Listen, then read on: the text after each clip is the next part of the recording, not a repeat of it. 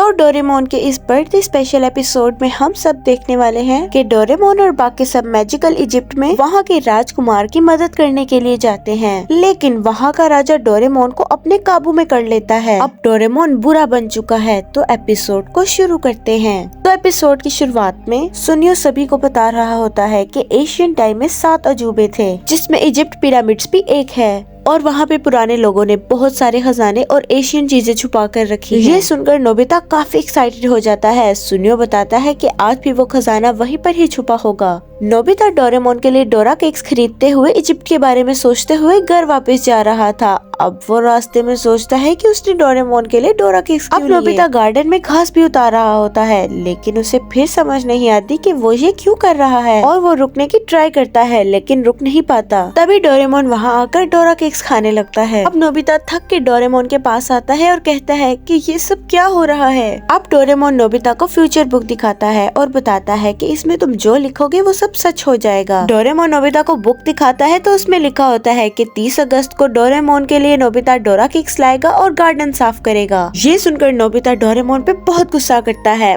फिर डोरेमोन को Nobita Egypt के खजाने के बारे में बताता है और उसे ढूंढने की बात करता है, लेकिन डोरेमोन पहले उसे अपना होमवर्क करने को कहता है और नोबिता उस फ्यूचर बुक की मदद से अपना होमवर्क कंप्लीट कर लेता है। अब वो दोनों एनीवेयर डोर की मदद से वहाँ पर पहुँच जाते हैं। नोबिता तीनों पिरामिड्स देखकर काफी खुश हो जाता है। पिरामिड्स के सामने बहुत लोग थे, इसलिए वो पिरामिड्स के पीछे वाले रास्ते में जाते हैं जहाँ कोई नहीं था। अब डोरेमोन खजाना ढूंढने के लिए डिटेक्टर मशीन निकालता है और मशीन ऑन करते ही वो खजाने का सिग्नल देने लगता है। अब नोबिता बहुत खुश होता है, जिसके बाद डोरेमोन सोलर कंस्ट्रक्शन मशीन निकालता है और उन्हें वहाँ जमीन के नीचे एक किला नजर आता है, जिसे देख के डोरेमोन काफी हैरान होता है। अब नोबिता डोरेमोन को ग्राउंड डिगर से मशीन खोदने को कहता है और डोरेमोन उसे आर्कोलॉजिस्ट की तरह खोदना चाहता है, लेकिन धीरे धीरे काम होने की वजह से नोबिता काफी बोर हो जाता है।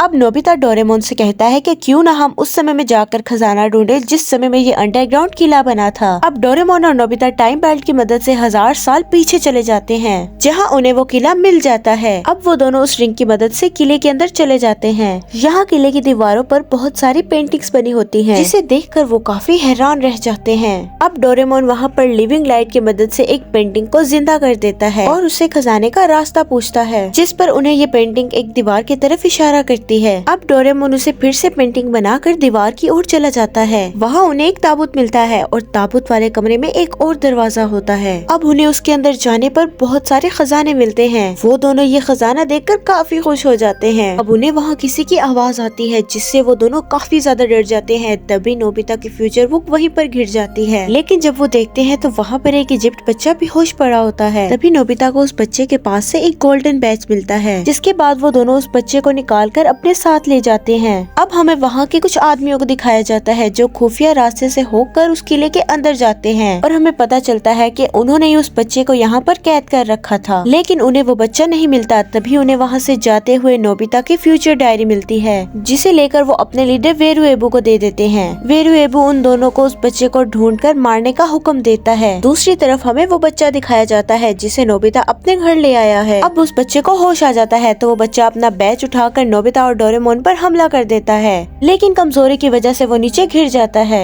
डोरेमोन उसकी बात समझने के लिए उसे ट्रांसलेशन जेली खाने को देता है, जिससे उन्हें पता चलता है कि वो बच्चा बहुत भूखा है, इसीलिए नोबिता उसे खाने को देता है। खाने के बाद वो नोबिता और डोरेमोन दोनों को थैंक्स बोलता है और बताता है कि वो इजिप्ट का प्रिंस नेमुसेंसु है और उसके पिता के जाने के बाद वो वहाँ का किंग बनने वाला था, लेकिन वेरुएबू उसको मारने के बाद खुद किंग बनना चाहता है। तभी वहाँ नोबिता की मोम आ जाती है और वो नेमुसेंसु को देखकर काफी ज्यादा हैरान हो जाती है, लेकिन नेमुसेंसु मोम को इजिप्टियन कॉरिन समझने लगता है और नोबिता की मोम मुस्कुराते हुए वहाँ से चली जाती है। अब वो नोबिता और डोरेमोन को भी गोड मारने लगता है, इसीलिए वो उनसे अपने देश को बचाने को कहता है। तभी नोबिता और डोरेमोन उसे अपने दोस्तों के पास लेकर जाते हैं और नेमुसेंसु की हेल्प के लिए रिक्वेस्ट करता है। सुनियो को जब पता लगता है कि वो इजिप्ट का किंग है, तो सुनियो और जियान दोनों लालच में उसकी मदद करने के लिए तैयार हो जाते हैं, जिसके बाद सभी एनीवेयर डोर की मदद से इजिप्ट पहुँच जाते हैं और टाइम बेल्ट की मदद से 1000 साल पीछे चले जाते हैं कि तभी नोबिता को वहाँ 4 पिरामिड्स नजर आता है। अब वो सब 1000 साल पीछे आ जाते हैं। तभी नोबिता कहता है कि यहाँ 4 पिरामिड्स थे, लेकिन सभी को वहाँ सिर्फ 3 पिरामिड्स ही नजर आते हैं। जिस पर सुनियो कहता है कि नोबिता तो दिन में भी सपने देख रहा है, लेकिन नोबिता को अपनी बात पर यकीन था। अब सब ड्रेसअप कैमरा से उस जमाने के कपड़े पहन लेते हैं। कपड़े चेंज करने के बाद नेमो सेंसु डोरेमोन को कैट कोड समझने लगता है, जिसके बाद सभी बोर्ड में बैठकर नेमो सेंसु के इलाके की ओर बढ़ने लगते हैं। अब रात हो जाती है। नेमो सेंसु अपने राज के बारे में सोचकर परेशान हो रहा था। इस पर नोबिता कहता है कि हमारे पास कैट कोड है यानी डोरेमोन, इसलिए हमें परेशान नहीं होना चाहिए। अब नेमो सेंसु नोबिता को अपना गोल्डन बैज देकर कहता है कि ये हमारी फ्रेंडशिप की निशानी है, इसे तुम अपने पास ही रखना। अब सुबह हो जाती है और सभी नेमो सेंसु के राज्य में पहुंच जाते हैं, जहाँ पर बहुत बड़ा बाजार लगा हुआ था, जिसे देखकर सब काफी ज्यादा एक्साइटेड हो जाते हैं। तभी वहाँ पर सब राजमहल की ओर जा रहे होते हैं और बात कर रहे होते हैं कि आज बहुत बड़ा चमत्कार होने वाला है। महल के सामने बहुत भीड़ लगी होती है। वहाँ पर डोरेमोन और उसके दोस्त भी आ जाते हैं। तभी वेरुएबू वहाँ सबको बताता है कि मेनु सेंसु नहीं रहा और अब वो उन सबका राजा है। तभी वेरुएबू वहाँ अपने इशारे से बारिश करवाता है और फिर से सूरज निकल आता है। ये सब देखकर लोग काफी ज्यादा हैरान हो जाते हैं और वेरुएबू को गॉड मानने लगते हैं। नेमो सेंसु बताता है कि अब हमें पहले प्रिंसेस को बचाना होगा, जिसे वेरुएबू ने अपने महल में कैद कर रखा है।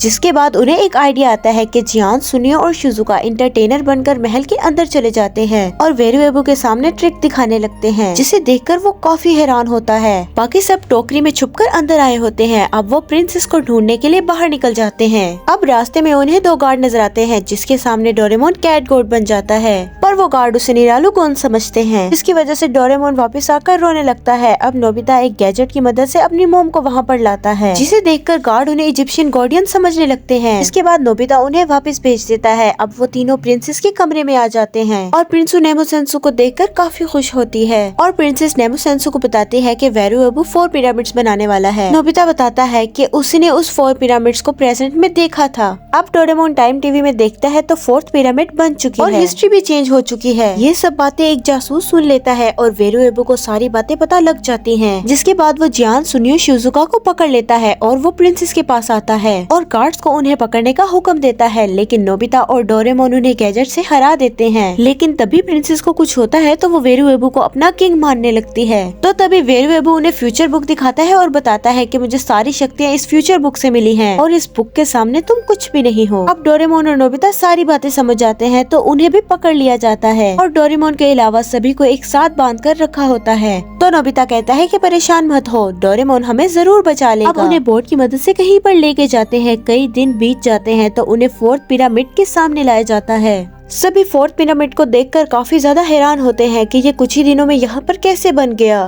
फिर उन्हें पिरामिड के अंदर लाया जाता है, जहाँ पर डोरेमोन को बांध कर रखा होता है। तो डोरेमोन बताता है कि मैंने ही इस 4th पिरामिड को एक दिन में बनाया है, क्योंकि वेरुएबू फ्यूचर बुक के जरिए मुझे कंट्रोल कर रहा था। तो डोरेमोन वहाँ सभी से माफी मांगता है। तभी वहाँ पर वेरुएबू आ जाता है और नेमो सेंसु को मगरमच्छ के ऊपर रस्सी के साथ लटका देता है। तो तभी वो प्रिंसेस को रस्सी काटने का हुक्म देता है, लेकिन जियान तभी आग की मदद से अपनी रस्सी खोल लेता है और जियान अपनी बीन बजाने लगता है, जिससे एक मैजिकल रोप आकर गार्ड पर हमला करती है और पीछे फेंक देती है। तभी प्रिंसेस रस्सी काट देती है, जिससे नेमो सेंसु नीचे गिरने लगता है कि तभी जियान मैजिकल रोप से उसे ऊपर उछाल लेता है और वो सीधा जाकर वेरुएबू के ऊपर गिरता है और तभी वेरुएबू के हाथ से वो बुक नीचे गिर जाती है और नोबिता एक गैजेट की मदद से उस बुक को आग में फेंक देता है, जिससे उस बुक की सारी पावर्स खत्म हो जाती हैं। प्रिंसेस भी होश में आ जाती है और वेरुएबू गुस्से में नेमो सेंसु पर अटैक करने लगता है।